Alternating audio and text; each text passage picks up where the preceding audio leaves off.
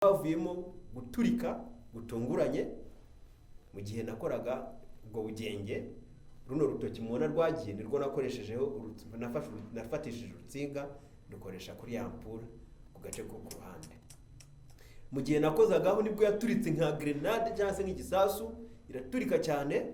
Imaze guturika nayo mfite urutsinga nakoreshaga n'amabuye mashyashya hano nari mfite amabuye mashyashya muri kino kiganza. Iki gikumwe kimwe cyafashe ku mutwe umwe w'amabuye, noneho urundi rutsinga rusigaye nirwo nazanye mfatishije kino gikumwe. Ubwo umuriro ushobora kuba warasohokeye aho ngaho nakojeje, pafu uhita usimbukana n'urundi rutoki, n'ibindi birazamuka bikubita ku jisho iri ngiri ry'iburyo ihita rimeneka. Noneho n'ibindi bikubita hano. Ndashima Imana ko bitakubise ku mutima, bikubita hano gusa, ariko haratubutse ariko ntibyagera ku gifu cyane, bita hinduka gutya kubera iyo mpamvu. Kubw'amahirwe ibyo nabikoze ndi jyenyine, ninjiye mu nzu, sinabikoreye hanze, nariherereye mu cyumba nyine kugira ngo ndebe ko itara riza kwaka kuko hatari hari urumuri. Mbikoreyemo ndetse n'umupira nari nambaye warahiye hano, warahiye nk'uko muzi umuriro waka ugatwika, warahiye hasigaramo nk'uko muzi umuriro waka hasigaramo icyobo hano. Ubwo rero amahirwe nuko papa wanjye yari hanze, yumvise ibyo biturika.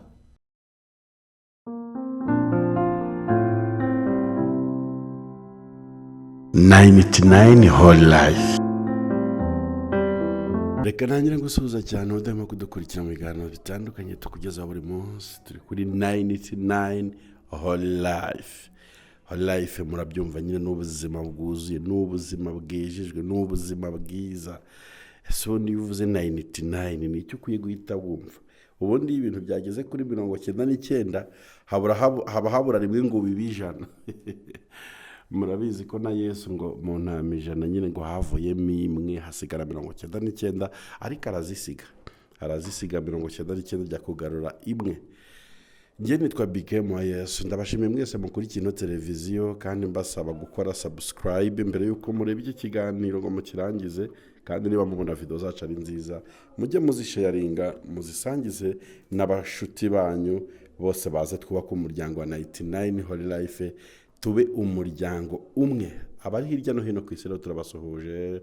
Hari abadukurikira bari i Burayi, muri Canada, muri Amerika, muri Afrika, mu bihugu byinshi bitandukanye, cyane cyane bihana imbibi n'u Rwanda, Abarundi, Abakongomani, abari muri Tanzania, abari Kenya, abari Uganda n'ahandi hose ushobora kuba uherereye ureba iki kiganiro. Tubihaye agaciro. Imana iguhe umugisha cyane. Sindi njyenyine rero kuri kamera, hano ndi kumwe n'umugabo rwose uri smart, wambaye neza. Reka tangire asuhuza abantu badukurikiye tumenye ngo ninde tugiye kubana muri iki kiganiro. Murakoze cyane. Ndabasuje mwese mukurikiranye iyi channel, ndetse ndashima Imana yo yandinze mu nzira nagiye nyuramo ikangeza hano amahoro, ihabwa icyubahiro. Amazina yanjye yego nitwa Uwingabiye Jean de Dieu, ndi umunyarwanda, ntuye mu gihugu cy'u Rwanda, mu mujyi wa Kigali, mu murenge wa Masaka, mu karere ka Kicukiro. Ndubatse, mfite umugore umwe n'abana babiri. Yego. Murakoze. Jean de Dieu, umeze neza? Umeze neza, ndakomeye kandi ndashima Imana. Jean de Dieu turi kumwe muri iki kiganiro, ubundi ni muntu ki Jean de Dieu akora iki mu buzima bwe bwa buri munsi? Sorry. It's okay. Yego. Jean de Dieu muri kumwe muri iki kiganiro, ni umunyarwanda, ujyanye nyine n'ubwenegihugu. Ndubatse nanone muri irangamimerere ryanjye, mfite umugore umwe n'abana babiri b'abahungu. Mu bijyanye n'umwuga, ndi umwarimu wabigize umwuga, nigisha indimi zivugwa hano mu gihugu cyacu no hirya no hino muri Afurika cyangwa se ku isi, arizo Icyongereza, Igifaransa, Igiswahili ndetse n'Ikinyarwanda. Ndetse nkaba n'umuririmbyi nsengera mu itorero ry'Abadventiste umunsi wa karindwi. Nkaba ndi umuririmbyi muri korali yitwa Cantate Domino, nkaba mbarizwa mu itorero mu ntara ya Remera, mu itorero rya Nyabisindu. Murakoze. Wow, njyewe rero iyo umuntu avuze ko ari umuririmbyi aba nshokoje cyane. Kuririmba buriya ntibabivuga barabikora. dushyiraho gato ku ndirimbo imwe wenda y'abadive agace gato cyane kugira ngo dusangize abadukurikiye ijwi ryawe. Nta kibazo ndaririmba wenda indirimbo imwe, ngiye kunda kuririmba indirimbo zo mu gitabo kubera ko ari indirimbo yo mu gitabo. Murabona ko nafunguye ngiye kuyiririmba. Abakurikiye murebe, abadivantiste murebe indirimbo ya 192 ivuga ngo ni wowe gusa. Abayizi muramfasha aho muri, ariko ngiye kuririmba igice no gusubiramo. Ni wowe gusa nkeneye, nta wundi mwami, hari undi mfite mu ijuru nk'amatari wowe. Ni wowe, ni wowe wanyeretse urukundo, ni wowe, ni wowe nawe uhwanye nawe. Wow, iyo ni ya 200? Ni indirimbo ya 292. Yego, mu ndirimbo 500 mu gitabo cy'Abadventiste umunsi wa karindwi. Kurakoze cyane. Yes, uwo ni John rero. Nyuma yuko John ari umuririmbyi, akaba ari umwarimu w'indimi zitandukanye, yavuze hari ubundi buzima bwe wenda atigeze asangiza abantu, ariko uyu munsi yifuje gusharinga n'abantu. Reka mbabwire ngo uyu muntu turi kumwe ni umwarimu mwiza cyane pe, n'ukuri w'icyongereza, igifaransa, igiswahili, ikinyarwanda. Ashobora kukwigisha izo ndimi neza, kandi ntibisaba ngo mube muri kumwe gusa, ashobora no kukwigisha online. Ushobora no kutureba muri mu gihugu bitandukanye uvuga ati ndashaka ko abana banjye biga ururimi rw'ikinyarwanda nubwo ndi muri Amerika, ndashaka ko abana banjye biga igiswahili, biga igifaransa, biga icyongereza. Ni ukuri wamukontakita rwose, waza kunyandikira ukansaba nimero ze rwose, cyangwa se araza kuzitubwira dusoje. Ni umwarimu mwiza nkurekomanze. Abashaka kubimenya muzasure channel ye anyuzaho amasomo y'indimi zitandukanye. Ya channel yitwa gute? Nigishiriza icyongereza kuri channel yitwa ishuri ry'icyongereza. Channel yitwa ishuri ry'icyongereza. Yes, nusura iyo channel kuri YouTube channel, nujya kuri YouTube ugasura iyo channel, urahita ubona John, urebe n'ibyo akora. Nushaka no kumuvugisha ngira ngo bahasanga nimero zawe kuri iyo channel. Murakoze cyane John, reka tuganire. Twaraganiriye ubwashize, umbwira inkuru y'ubuzima bwawe, ibyo wanyuzemo, ibyo waciyemo, ukuntu Imana yakurokoye urupfu wari warugezemo. Niyo mpamvu rero tuje kugira ngo tudevelope ibyo bintu, kugira ngo abantu b'Imana bumve ko nta hantu kuri Imana itakura umuntu, nta n'ahandi kuri Imana itageza umuntu. Inkuru yawe y'ubuhamya ishingiye ku biki? Inkuru yanjye y'ubuhamya ishingiye ku kuba Imana yarandinze, nta kiguzi na kimwe natanze. Yahagaze hari. Yego. Irimo. Yego. Inkuru yanjye ishingiye ku kuba Imana yarandinze, nta kiguzi natanze kuva mu buto bwanjye, ndetse cyane cyane abantu baza kunyitegereza ushobora kubona nk'ikiganza cyanjye. Ntabwo ikiganza wari kukibona, ntabwo ari gutya navutse, ntabwo ari gutya navutse meze. Ni impanuka enye, ndetse uraza kubona n'amaso ko adasa neza cyane. Ibi byose ni impanuka ishingiye cyane kuko Imana yarandinze. Ariko nanone kundinda kwayo nta kiguzi natanze, ni ukugira ngo igaragaze imirimo ikomeye mu bantu. Yego. Byagenze ute, byatangiye ute kugira ngo wisange hari ingingo zawe zangiritse, izindi zaravuyeho? Ubusanzwe nakuriye mu gihugu cy'u Rwanda, mu mujyi wa Kigali. Navukiye ahitwa i Kanombe. Ndakura ndarerwa n'ababyeyi, ndakura, ariko bitewe n'amateka igihugu cyacu cyanyuzemo, sinakomeje kwiga amashuri yanjye aho i Kanombe aho navukiye. Naje kuyakomereza i Remera ku kigo cy'amashuri abanza cya EYR cyangwa se ku Giporoso. Aho ubwo narangizaga kwiga rero naratsinze nk'uko abana iyo bakoze ikizamini cya leta batsinda, njya kwiga amashuri yisumbuye mu rwunge rw'amashuri rw'Irambura y'abahungu n'abakobwa, groupe scolaire Rambura filles garçons. Hanyuma niga muri 1997, biga umwaka umwe, ariko bitewe nanone n'amateka y'ihungabana ry'umutekano ryabaye muri iyo myaka, abitwaga abacengezi icyo gihe aribo bari abasize bakoze amabara hano mu gihugu bagahunga banyuzagamo bagatera uduce tumwe na tumwe nako ngako nigiragamo karimo bituma ntakomeza kwiga. Muri cya gihe rero nari naricaye naranze gukomeza kwiga. Umubyeyi wanjye ubwo ugeze mu kangahe? Ni umwaka wa mbere w'amashuri yisumbuye muri 97. Umubyeyi wanjye papa umbyara yarankundaga cyane, ubu yarasinziriye n'inyakwigendera yaragiye, ariko yanteraga ishyaka ryo gukunda gukora kuva mu bwana bwanjye. Namubwirane rero nubwo hari hateye intambara amashuri yacu akaba ahagaze, nkaba nafite uburyo bwo kujya gukomeza muri prive, shakira ikintu cyo gukora ndebe ko ubuzima bwakomeza ne kwicara mu rugo gusa. Yampaye igishoro ntangira gucuruza amagi, icyo gihe nitwaga Kanyamagi, nkacuruza amagi nyatembereza, icyo gihe igi ryaguraga 50.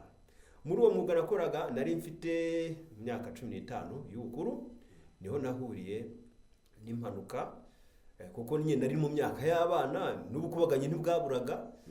Naje mu gihe nari ndi gucuruza namaze no kunguka, ngiye guteka yandi magi, mu gihe yari kuziko nshaka kugira ngo nze kuyakuraho, nta saha nari mfite naraguze, nagiye kurebera isaha ahantu hari iduka rimwe ku Giporoso abahazi muri corridor hafi na clôture y'ikibuga cy'indege. Niho natoraguye akantu mbona ko ari ampoule, mu by'ukuri nabonaga gasa na ampoule. Ndavuga nti rero iwacu ndi kubona amashanyarazi ahari, icyo gihe nta yari ahari, reka nkajyane ngacane ngashyire ku mabuye, ngura n'amabuye mashyashya, nimara kugashyiraho kari bwake ubu remye electricity yawe, shyira amashanyarazi mu rugo nge ngashyira hejuru hariya kake, nkajyana gutyo nyine ngira ngo nshaka amatara. Ariko ni mu mwaka ni muri 19 mu 1998 hari mu kwezi kwa gatandatu ku itariki enye. Yego, icyo gihe rero ibyo ngibyo nari ngiye gukora ntabwo byampiriye, niho havuyemo guturika gutunguranye. Mu gihe nakoraga ubwo bugenge, runo rutoki mubona rwagiye nirwo nakoreshejeho, nafatishije urutsinga dukoresha kuri ya ampoule ku gace ko ku ruhande. Mu gihe nakozagaho nibwo yaturitse nka grenade cyangwa se nk'igisasu, iraturika cyane. Imaze guturika nari mfite urutsinga nakoreshaga n'amabuye mashyashya, hano nari mfite amabuye mashyashya muri kino kiganza, iki gikumwe kimwe cyari cyafashe ku mutwe umwe w'amabuye, noneho urundi rutsinga rusigaye nirwo nazanye mfatishije kino gikumwe. Ubwo umuriro ushobora kuba warasohokeye aho ngaho nakojeje, pafu uhita usimbukana none urutoki, n'ibindi birazamuka bikubita ku jisho iri ngiri ry'iburyo, ihita rimeneka. Noneho n'ibindi bikubita hano, ndashima Imana ko bitakubise ku mutima, bikubita hano gusa, ariko haratubutse ariko ntibyagera ku gifu cyane, bita mpinduka gutya kubera iyo mpamvu. Kubw'amahirwe ibyo nabikoze ndi jyenyine, ninjiye mu nzu, sinabikoreye hanze, nariherereye mu cyumba nyine kugira ngo ndebe ko itara riza kwaka, kuko hatari hari urumuri, mbikoreyemo. Ndetse n'umupira nambaye warahiye hano, warahiye nk'uko muzi umuriro waka ugatwika, warahiye hasigaramo nk'uko muzi umuriro waka, hasigaramo icyobo hano. Ubwo rero amahirwe nuko papa wanjye yari hanze, yumvise ibyo biturika, ndatabaza n'umuntu upfuye nyine, ndapfuye mu ntabare. Araza ati ibigenze bitukoze ibiki? Byari ibanga ryanjye kuko narizakazanye atabizi. Mubwira ako kantu naturaguye, arangije arambwira ati ibi ni ibiki kuko ubukoganye bwanyu nawe ababyeyi urabazi. Naho rero nahise ntangirira ikibazo cyo kumera gutya. Ariko kubw'amahirwe ngewe narizigamaga, nari naraguze ka kantu kera bitaga agakesi, k'agasanduku umuntu ashyira amafaranga, kuko nari umwana w'imyaka 15, ntabwo nari mfite uburenganzira bwo kujya gufungura konti muri banki. Nanagaga mu byabiceri muri ka gasanduku, nkanagamo n'inoti byose nkashyiramo. Hari kamaze kugeramo nk'ibihumbi nka 20, urumva nari umukire. Ndi kwizigama kugira ngo ndebe ko nzabona minervare nkomeze amashuri. Niho rero narangiye papa wanjye ajya gukuramo ya mafaranga, anjyana kwa muganga aho CHK yahoze hari mu mujyi. Nuko rero ikira wari watoye ampoule koko mu by'ukuri ngewe nayibonaga nka ampule yes ariko nyuma yaho iperereza ryabaye abashinzwe umutekano baraje babona ntabwo ari ampule cyari igisasu ariko sinari myizi kuko za grenade narazibonaga bazifite abasirikare sinari kuyoberwa iriya imeze nk'avoka iriya ibyiti narabibonaga gutya kuko nibwo jenoside yari kirangira umuntu narabibonaga nta kibazo ariko ako ntabwo nari narigeze nkabona ngo numve ko ari igisasu ariko yaraturitse irangiza cyane ku buryo yaturitse nk'igisasu.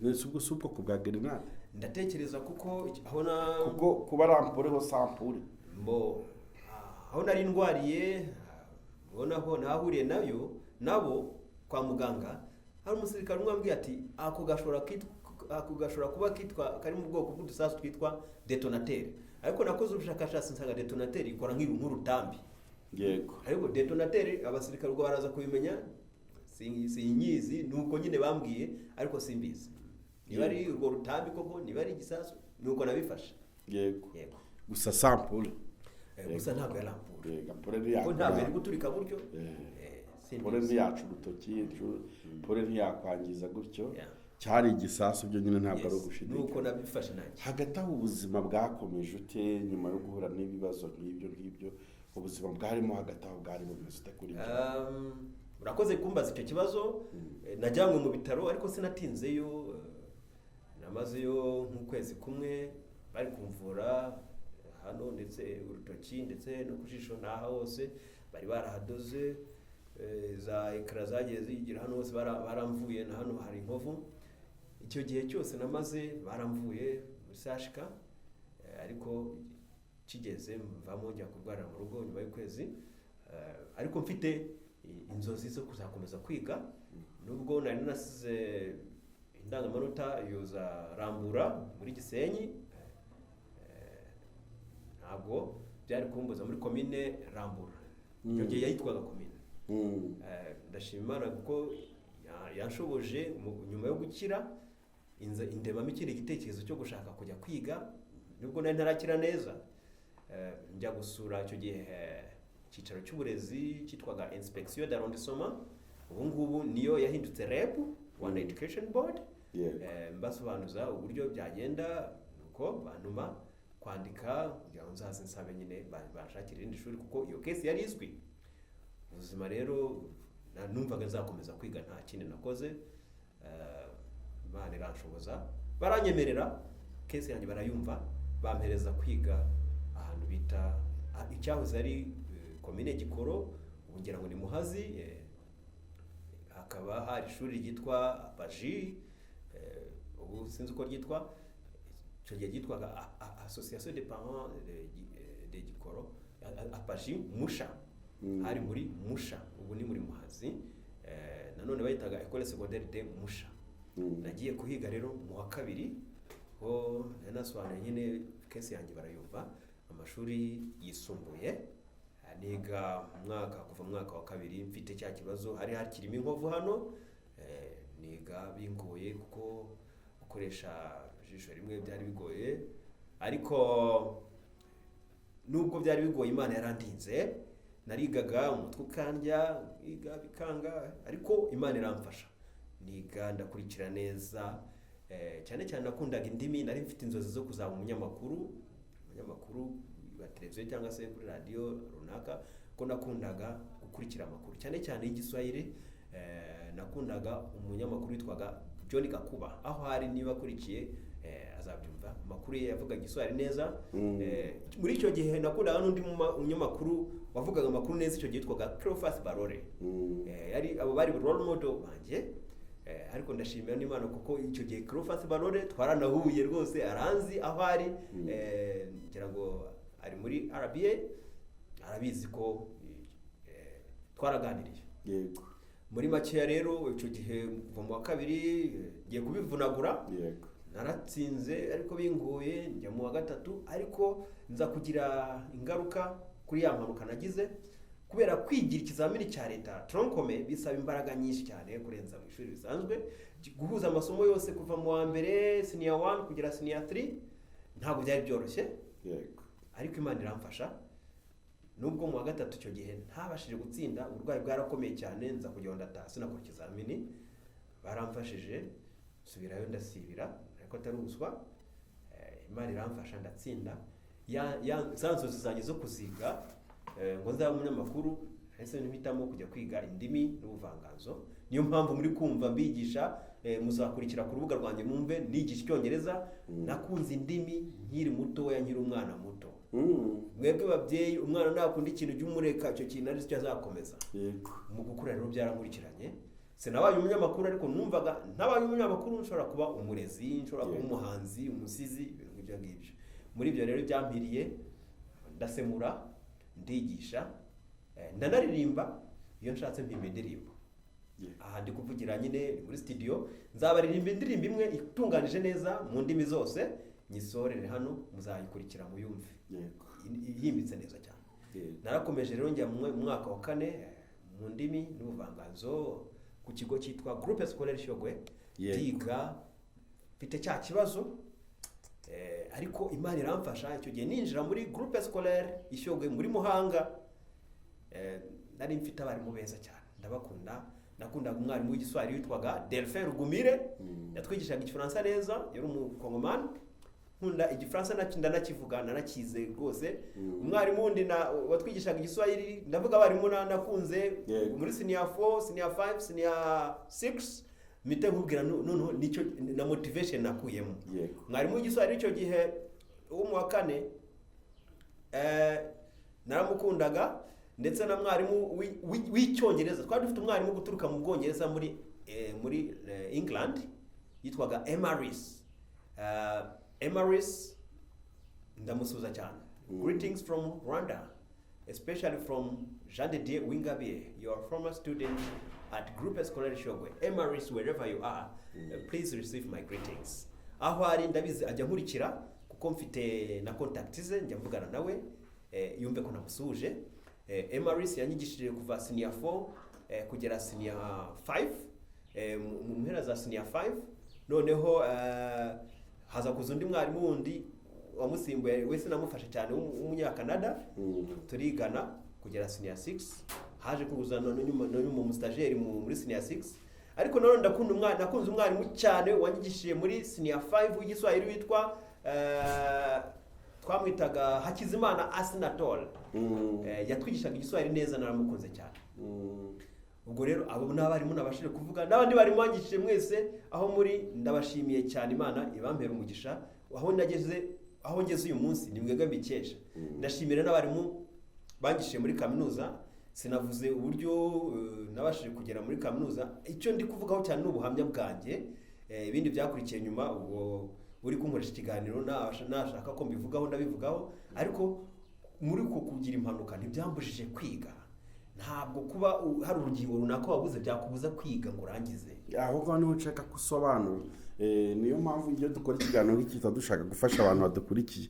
Hari umuntu uyu munsi ushobora kuba atareba, ushobora kuba yaracitse urutoki nkawe, ashobora kuba afite ubumuga runaka, byamubuza gutera intambwe ngo ajye kwiga. Niba ubasha kwandika, ubasha gusoma, ushobora kuba utabasha kwandika ariko ubasha gusoma no kuvuga. Hari n'amashuri yakwigisha ukagira ubumenyi nubwo utabasha kwandika, ariko ubasha no kuvuga, ubasha kumva. N'abantu batabasha kureba bariga. Mfite inshuti yanjye aho ari numva ari Rwamagana, yitwa Elize, aho ari ankurikiye abyumve. Elize ntabona, ni inshuti yanjye, ariko azi Icyongereza, aravuga neza, nawe yize indimi n'ubuvanganzo.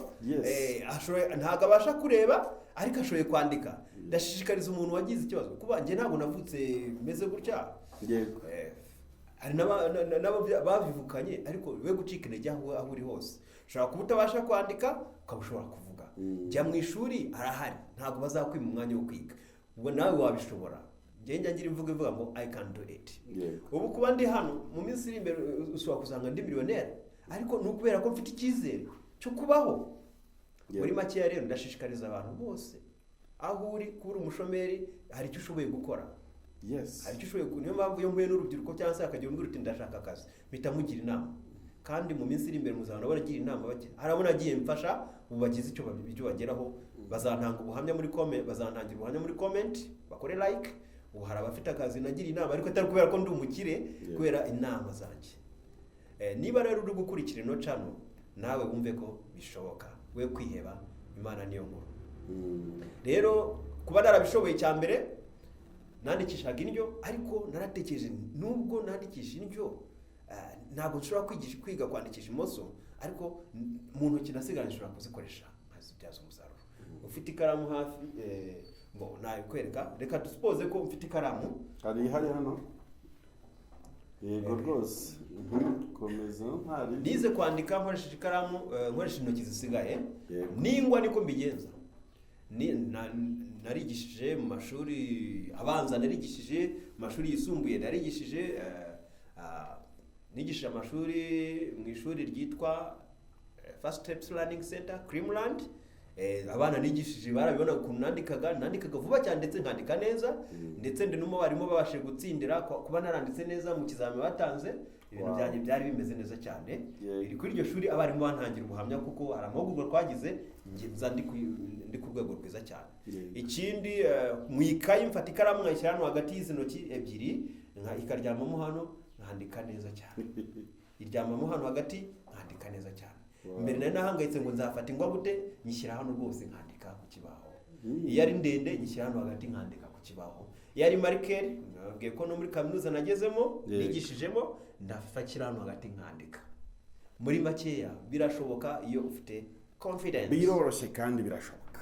Murakoze cyane. Very good. Narangije kwiga rero cyiciro cy'amashuri yisumbuye mu 2004, ntafite buruse kubera ko nize mfite uburwayi, ariko ndashima Imana ko mu myaka namaze ntabwo nasubiye mu bucuruzi, ahubwo nahise ntangira ngo ibyo nize.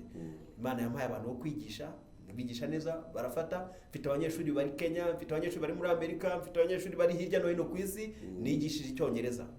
Ndavuga nti rero birashoboka, nubwo nta kazi mfite, nubwo ntajya gukora undi muntu, ngiye kwihangira umurimo. Rubyiruko muri hanze ahangaha, abasore namwe bakobwa, shakisha mu byo uzi gukora, shakisha uburyo uhangamo ikintu kizakwira. Haguruka uvana amaboko mu mufuka. Yes. Hanyuma rero ndavuga nti rero ubwo ndangije secondary nkaba nabonye kaminuza, reka nshinge agashuri ku rusengero nasengeragaho. Icyo gihe nabarizwa mu itorero ry'abapantekote ribarizwa i Remera, muri ADEPR Remera.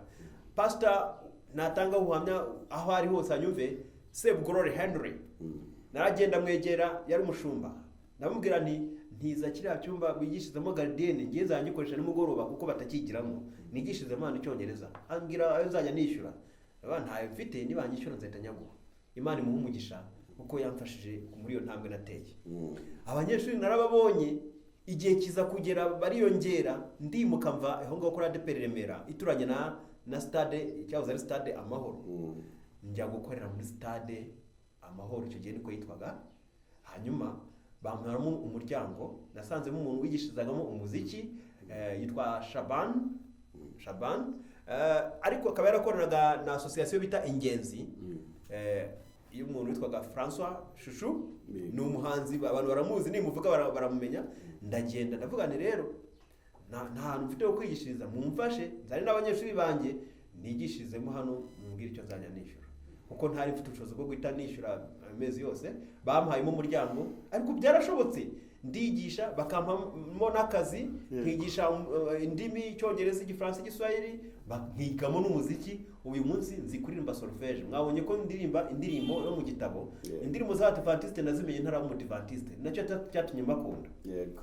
Nubwo wenda n'Abapantekote nabakunda, n'ubu ndabakunda, Imana ibaha umugisha kuko n'itorero nyine nakuriyemo. Ariko nabigezeho gute? Kubera iki? Icyizere. Aho uri hose, confidence. Kora unagire icyizere.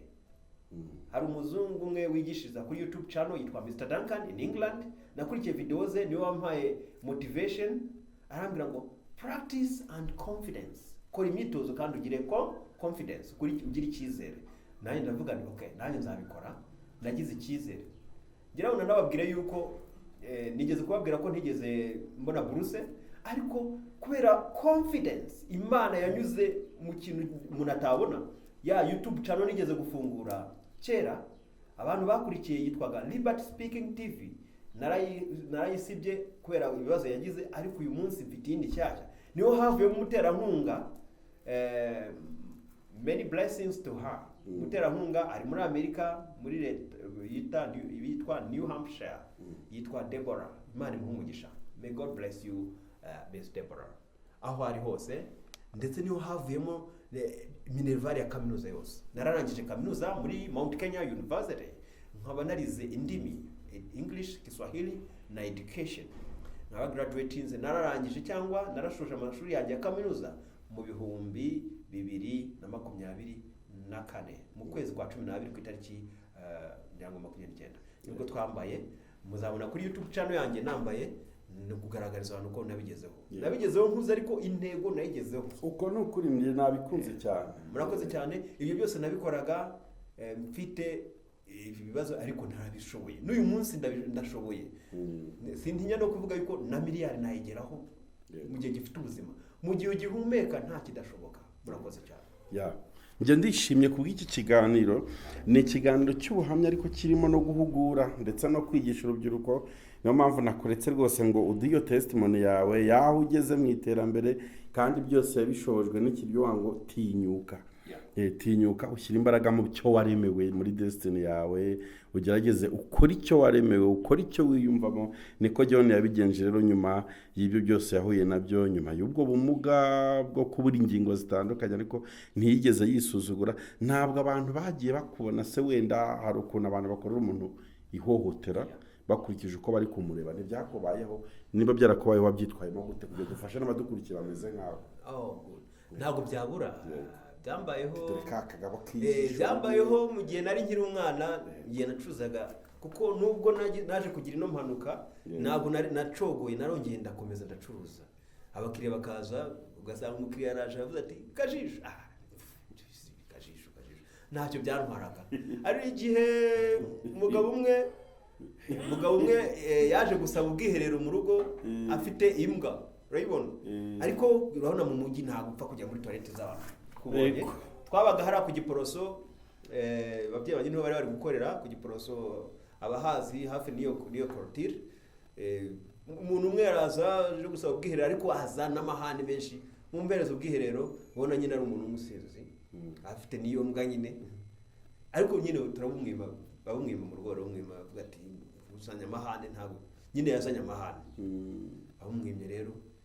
Nanjye rero ninjiramo ndavuga ibiki ndarwana, ndavugana n'ababyeyi banjye, kuko nari mfite ubumenyi, narize, nkabona yuko iryo ni ihohoterwa.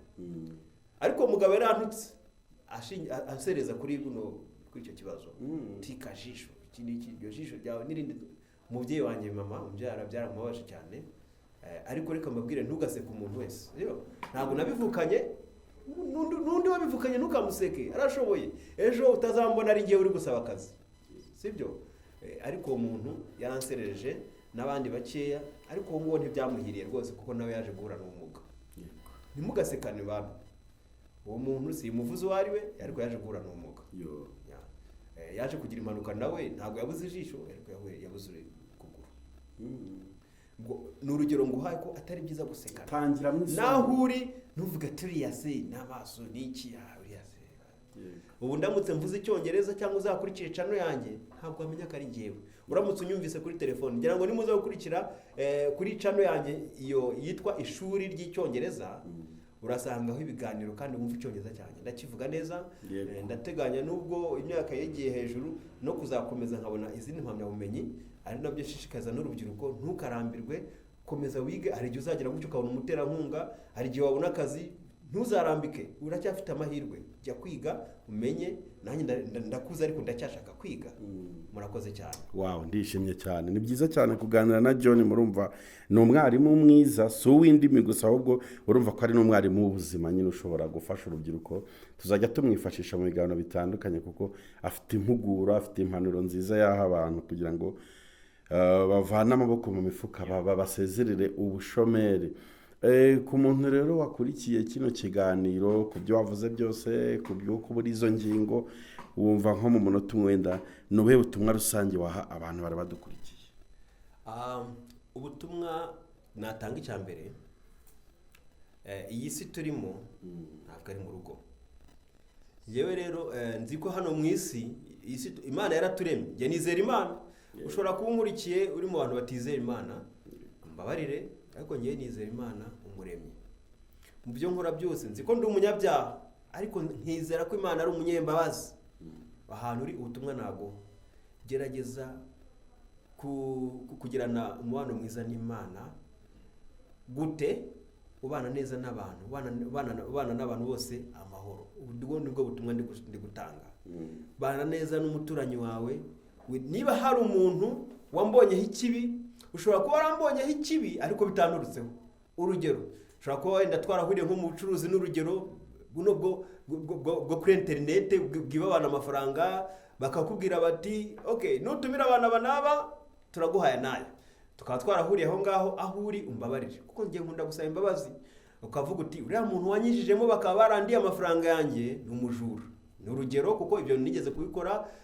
Munakakugira gutya akakohereza ati kubera nabuze akazi numva nyine nzashakira amafaranga ahantu hose. Umuntu yabwira ati sharing ino video urabona abantu nkayisharing, wenda afite intego yo kugira gute yo kwiba abantu. Niba tuvuge twarahuriye mu kintu kibi ukaba hari ikosa umbaraho aho uri hose umbabarire. Cyo cyambere kubana n'abantu bose amahoro. Irinde gutukana. Niba umuntu agututse irinde kumusubiza. Niba umuntu akubwiye nabi ndi kuvuga ubutumwa noneho kurenza gutanga ubuhamya. Gerageza gusabana n'Imana. Kubana n'abantu bose amahoro niko gusabana n'Imana. Wige gukora neza, wirinde gukora nabi. Ubwo nibwo butumwa natanga. Nirwo rufunguzo rwa mbere ruzakugeza ku iterambere. Umuntu ugifite muri we ingenga mu bitekerezo yo kwanga mugenzi we, kureba umuntu uko ateye turiya sarigisha, uriya ngo ngana kuri ureshya kuriya arigisha gute. Wireba umuntu ngo umubonemo ishusho y'ikibi kandi bitewe n'umuntu waguye mu kintu, bitewe n'uko asa na runaka yarambe mu kiyi. Ubu ni ubutumwa ku Banyarwanda. Wibonamo umuntu ikibi bitewe n'undi waguye mu kiyi, bifata abantu bose mu ishusho imwe. Bana n'abantu bose amahoro, ugira umwete wo gusabana n'Imana, nibwo uzabasha kugera ku iterambere. Kuko umuntu ufite imigambi mibi ntago agera ku iterambere. Niba ufite umugambi wo kwica mugenzi wawe ntago ibyo bizakugeza ku mahirwe. Niba ufite umugambi wo kuroga mugenzi wawe ngo nuko yageze ku iterambere, nawe iherezo ryawe ni ribi, ni urupfu. Amaherezo y'abanyabyaha ni urupfu. Ibihembo by'abanyabyaha ni urupfu. Jewe rero ndashaka ubugingo. Icyo nkwifuriza ubutumwa naguha nuko washaka Imana kurenza gutera imbere hano ku isi ariko ukazabura ubugingo byiteka. Nibwo butumwa nasigira abantu bankurikiye. Ibi byose ndi gukora nishingikirije ku Uwiteka Imana. Ushobora kuba ndi umunyabyaha ari ibyaha runaka unzimo ariko nsaba Imana imbabazi kambabarira. Murakoze cyane. Yego. John, nawe urakoze, turagushimiye. Dushimire n'abantu bose bari bakurikiye kino kiganiro. Ariko se nibaze hari abantu bagiye bumva wigisha Icyongereza, Igiswahili, Ikinyarwanda n'izindi ndimi zitandukanye kwati ariko buriya ntabwo yadusugira nimero zo kugira ngo dushaka ko adufasha bitworohere kumubona. Murakoze cyane. Aho uri i Burayi, muri Afrika, hirya no hino ku isi, nshobora kukwigisha. Ubu harabo nigishiriza kuri murandasi online. Nshobora kukwigisha, ushobora kunyandikira kuri 0785134748. Ndayisubiramo 0785134748. Iyo telefone wayimbonaho kuri WhatsApp. Urabanza ukanyandikira kuri WhatsApp, nibyo byiza cyane kurenza kumpamagara kuko akenshi ntago binyorohera kwitaba amatelefone kuko urumva manigishira abantu benshi kuri online. Iyo nkwiyamagariye ntunyitabe nyine nuko ndihangana. Ariko numpamagara ukambura ukabona sinkwitabye, nyandikira kuri WhatsApp. Indi nimero ushobora kumbona rero mpamagaye cyangwa se unyandikiye kuri WhatsApp ni 0779413899. Izo nimero zose ziri kuri WhatsApp. Ariko kuzihamagara hari igihe bigorana kubera ko izi gahunda mbandimo. Nk'ubu umuntu wamamagaye yambuze, ibyiza andika kuri WhatsApp. Nujya kuri YouTube yanjye uzabona na email, uzabona na groupe ya WhatsApp, winjiremo nzajya mbafasha. Murakoze cyane. Iyo niyo contact wamboneraho. Ubu ngubu nta shuri mbarizwamo muri no minsi, ndi gukorera online. Mu minsi y'imbezo wakumva ndi muri kaminuza runaka cyangwa ndabizi ko mu gihe kitarambiranye muzuma nasuye muri ubwo burezi, ariko mu mwanya wanjye sinya mupfusha ubusa ndi gukorera muri buno buryo. Murakoze. Asante.